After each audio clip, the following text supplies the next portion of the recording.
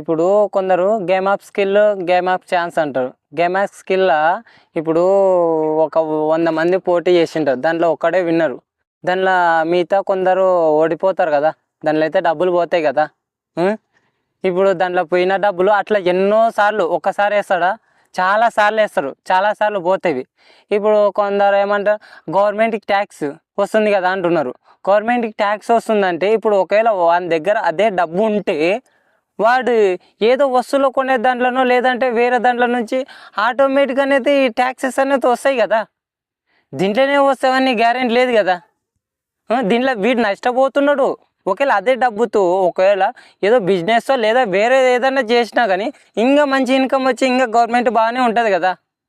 ఆడ ట్యాక్స్ కడితే ఏవైనా చేయదు.